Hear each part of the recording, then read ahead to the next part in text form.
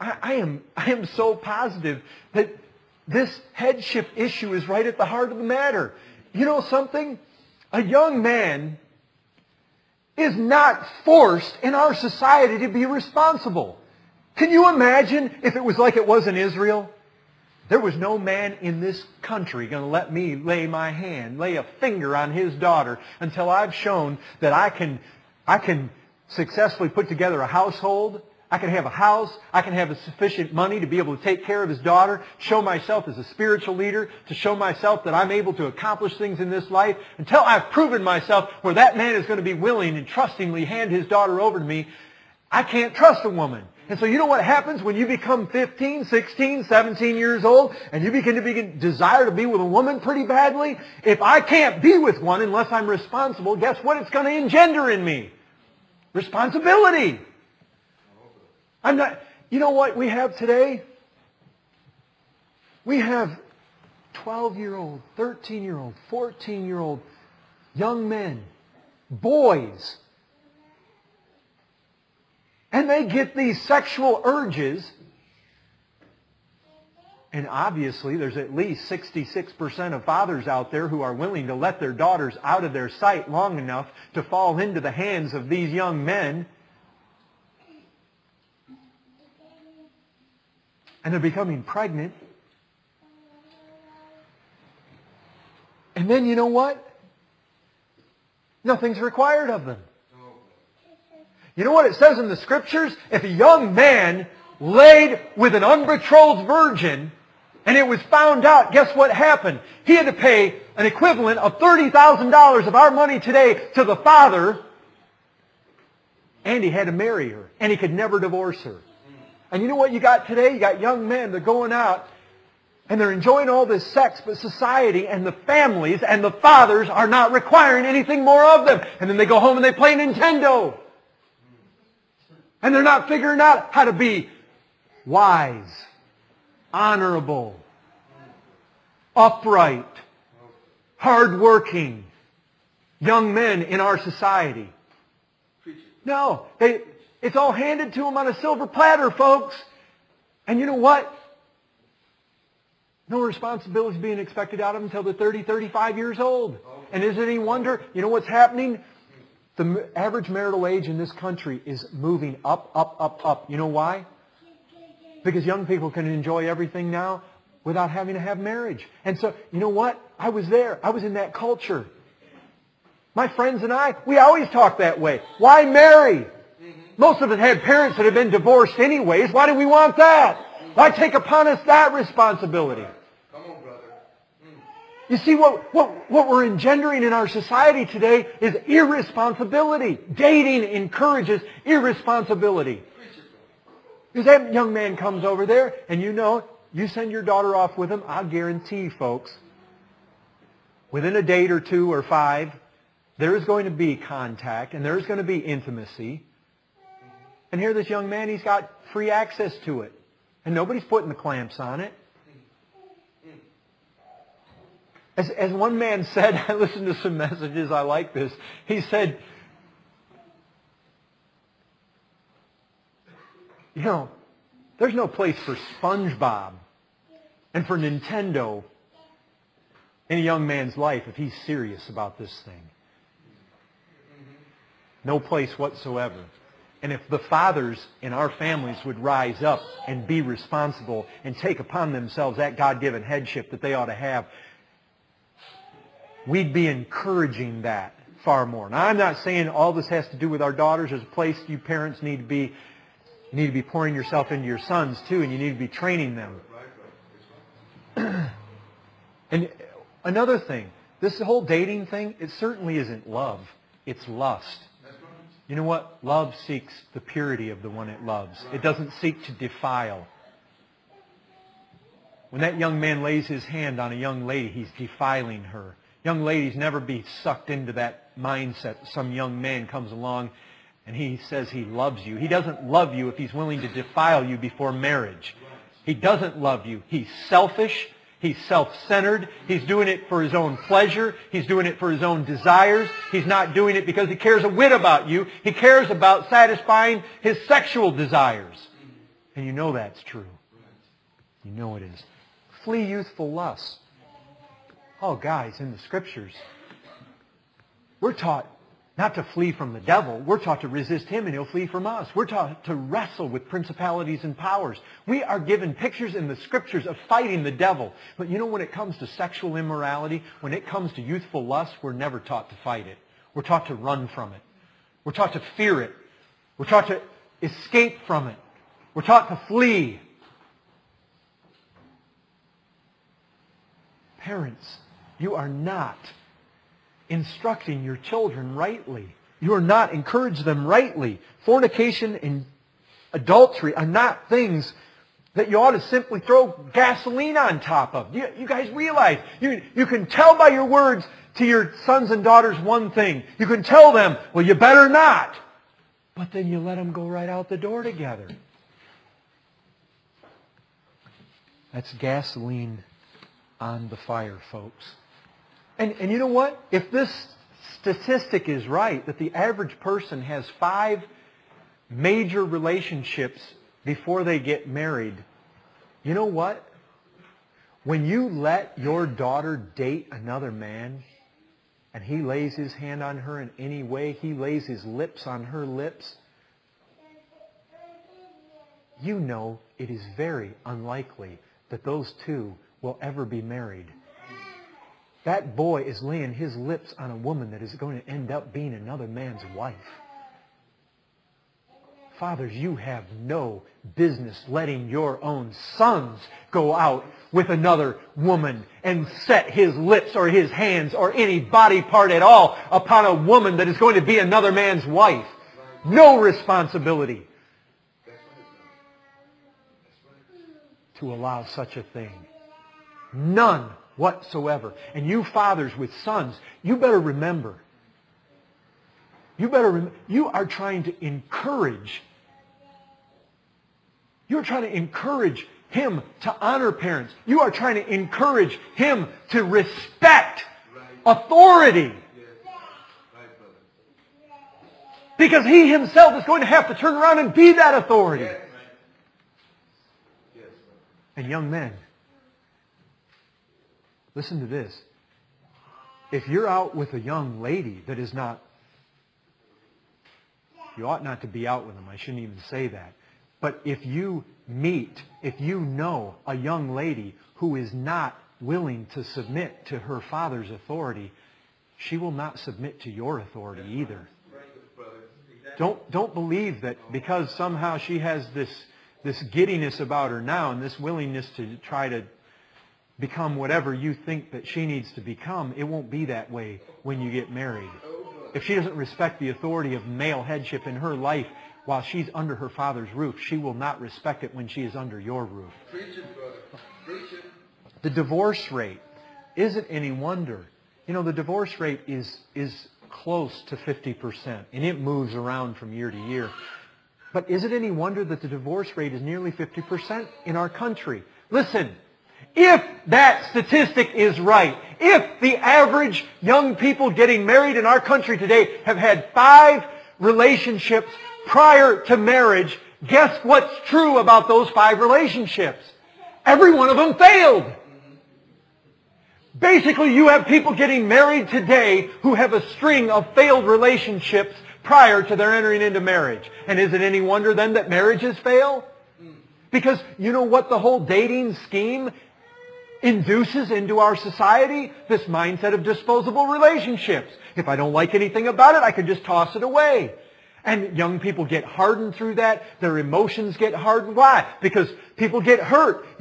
Folks, when you come together and you give yourself to a person of the opposite sex, whether married or not married, when that thing separates, it causes pain. And there's separation. And you lost a part of yourself to that person. You've given a part of yourself to him. And when you come together now and you're married,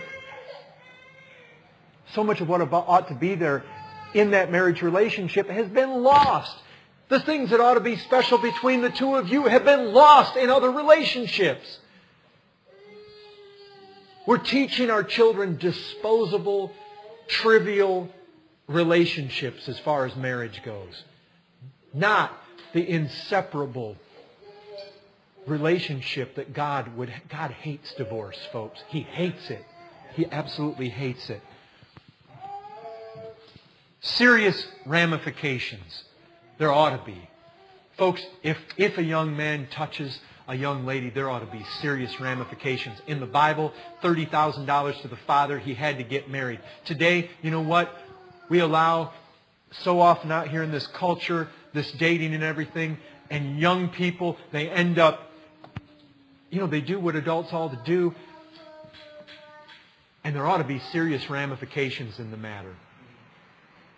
There ought to be very serious ramifications. Young people ought not to be able to walk away from this thing without having to bear the penalties of it. In the Old Testament biblical times, they had to. There were fees. There was money that had to be given to the father of the offended female. There was obligation to marry. You know what? In the Old Testament, if a young man got together with a young woman out of wedlock, you know what their sexual act constituted? It constituted betrothal. As soon as they had that sexual relationship, whether a baby resulted or not, you know what? By law, they were man and wife. By law. When a young man did that, there was a commitment involved. He was not you know what? There's no commitment today. No commitment. Our young people just walk away. No commitment. We as Christian parents, we better enforce commitment on our sons and daughters. If they're going to do that, there must be a willingness to commit to something here. There must be a willingness to make sacrifices and a willingness to give. Okay. This brings me basically to courting. If all this doesn't work, and I'm going to be short here, and folks, there's a lot more reasons that could be said about why. Maybe some of you are thinking about other reasons about why dating is wrong. There are many others. We just simply don't have time for it. I'm trying to cover all of this in one message. When it comes to biblical courting, there is much more that can be said about it. If you are interested in other sermons, in other material, there is good stuff on the internet. There are books that have been written. And there are places you can go to get very good information with regards to this. If you want to study, if you have young people that are in their lower teens, and just in a few years, this is all going to be realities with you guys, you need to know. You need to study your scriptures. You need to have a good idea. You need to be equipped to lead your children through a biblical courtship. Because listen, I know singleness in 1 Corinthians 7 is something that is set forth as a possibility.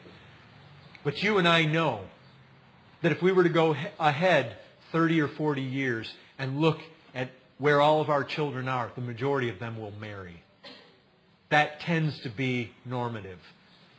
This lifetime of singleness, just as Christ told His disciples, not all can receive this. And Paul said it's better to marry than to burn. And not all have gifts of sin. It's an actual gift. And the truth is, God doesn't give it to most of our young people. Most of your children in this place, the ones that you have now or will have in the future, are going to get married. So this is very practical. 15, 16, 17-year-olds ought not to be concerned with boyfriends. They ought not to be concerned with girlfriends. They ought not to be concerned with finding dates. You know what, folks? When they're that age, they ought to be concerned with becoming what they need to become to be the kind of mate, that exactly the kind of mate they're looking for would desire. Did you get all that? I mean, folks, if a young man is hoping to have a young lady who is quiet, meek-spirited, submissive, a worker at home, one who loves her husband, loves her children, is going to be devoutly faithful, pure and upright, a woman who fits the Proverbs 31 description, then you know what? That young man needs to be becoming what a woman like that would desire in a husband. And just vice versa. If a young woman truly wants a man who is going to be a strong leader, a spiritual leader, a physical leader, a man who's going to be a good father and a good husband, A man who's going to be a hard worker. A man who's going to be honest and full of integrity. A man who's upright. A man who is going to be a man worth marrying. Then she needs to be becoming the woman that she needs to become. And enough with the games. Enough with the boyfriend, girlfriend, giggling in the corner stuff. I know when God saved me, I went to a certain church, and there were two young ladies who were marrying age. But you know what? It just seemed like all the time, all they did was stood over in the corner or whatever. Whenever I would see them over there in the corner, they were just giggling and laughing all the time. And I just thought, that is not the kind of wife that I want. It didn't interest me at all. You know what? If there would have been seriousness there, maybe. But it didn't interest me. And it shouldn't interest if a man is looking for the right kind of wife. You know what? Scripture says that charm and beauty are vain. You want a wife that's going to fit the description of Proverbs 31 woman or Titus 2 woman. Men, bulging muscles and everything that TV and the movies make out to be these macho men today isn't it. You know what, ladies? You find a man who gives his word and he doesn't go back on it.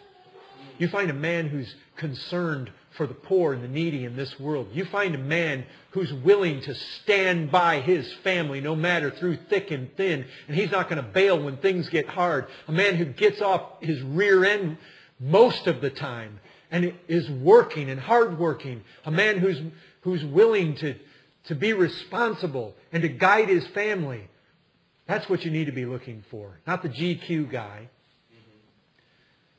And we, as parents, know these things. That's the thing.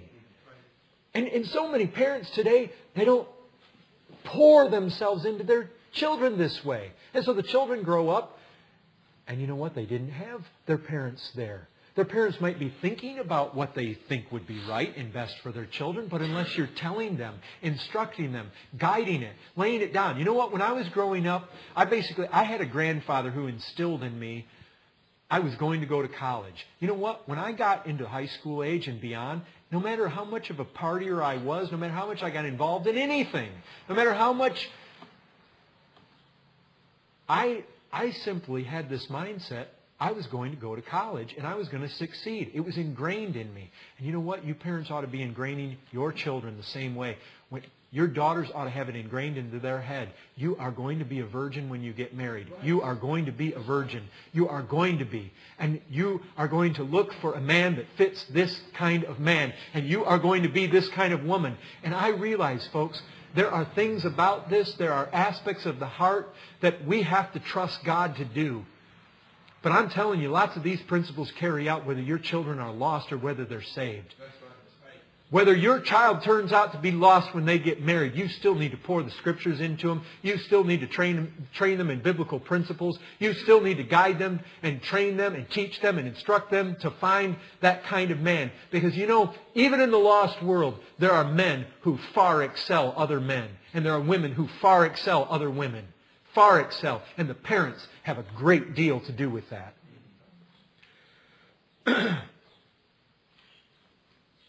So, when they're ready to marry, under no circumstances whatsoever, fathers, do you ever let that young man alone, unchaperoned with your daughter. In fact, you know what? You resist allowing your daughter to get emotionally attached to that young man until you have discerned whether he even meets your standards. Until he has, you have no right allowing any emotional, let alone sexual intimacy to be involved there. None whatsoever. There ought to be no romance. And I don't mean sexual immorality. I mean just poetry, phone calls, love letters. I mean, you know, that kind of stuff.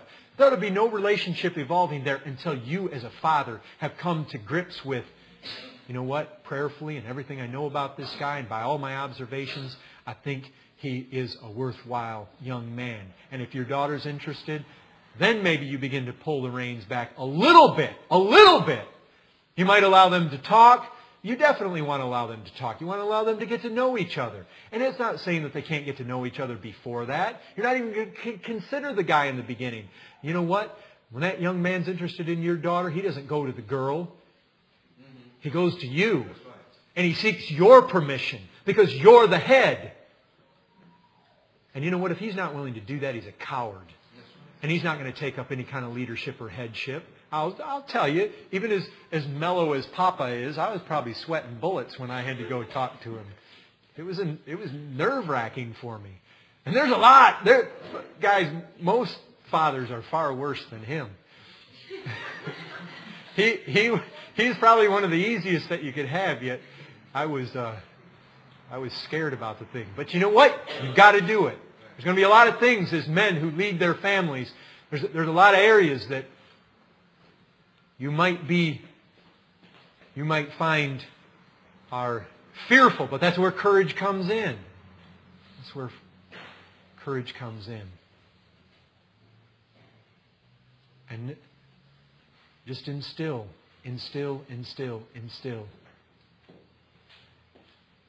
There will be no sexual intimacy at all until they are married. Instill that. The marriage bed is the only undefiled place on the face of this earth for any sexual intimacy